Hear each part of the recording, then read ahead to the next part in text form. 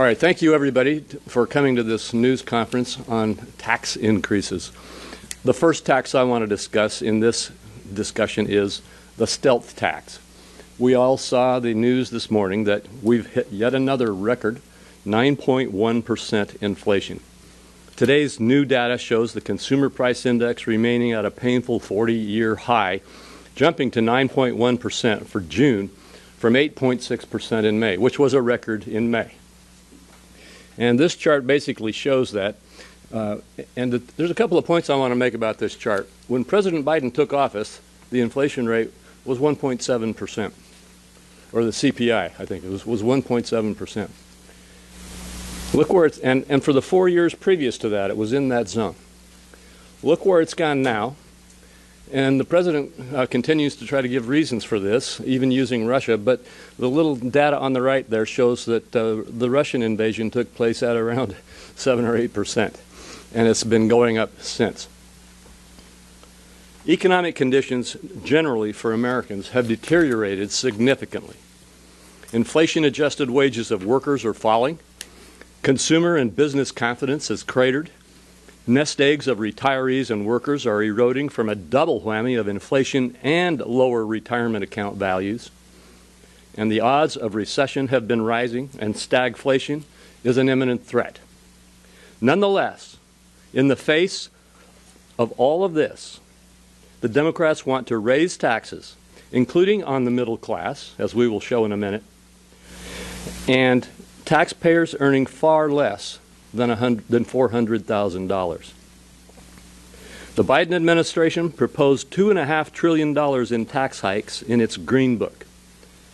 Last year's House-passed Build Back Better Act was more than $1.5 trillion of new taxes. Now, my Senate colleagues are talking about a so-called slimmed-down package of tax hikes in the realm of $1 to $1.5 trillion. There is nothing slim about these tax hikes. Tax increases would make inflation worse by further suppressing the supply side of the economy, including by depressing investment and productivity growth, as well as labor supply when the labor force participation remains below pre-pandemic levels. At a time when families are already paying an extra $5,200 per year or more for inflation, the Democrats' tax proposals would raise the cost of goods even further. One of the tax increases being considered in the resurrected Build Back Better bill is an expanded net investment income tax, or NIIT, the so-called, keep that up here for just, oh, no, yeah, I want this chart. The NIIT, known as the tax on flow-through businesses, which are businesses whose owners' incomes flow through to their personal tax forms. Small business groups estimate to be up to millions of small and family-owned businesses would be at risk of having their rates increased under this policy, which will negatively impact their growth. An expanded NIT will drive down small business investment, drive down employment, and reduce small business hiring, lower wages in small business communities, and increase prices, which are then passed on to consumers.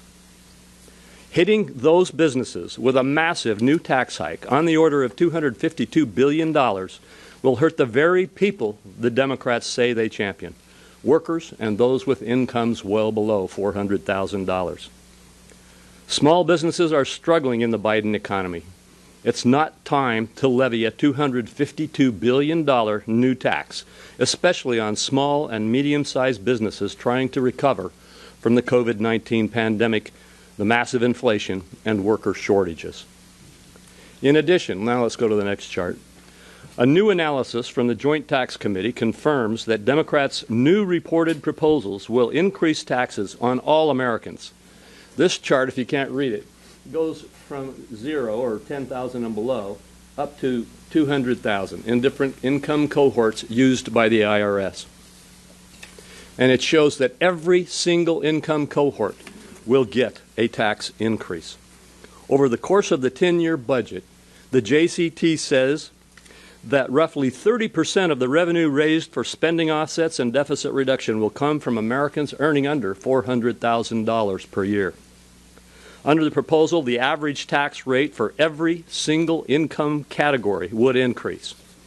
If the Democrats' tax reform is enacted this year, more than a quarter of Americans earning between $75,000 and $100,000 will see a tax increase next year, as will more than half of Americans earning between $100,000 and $200,000.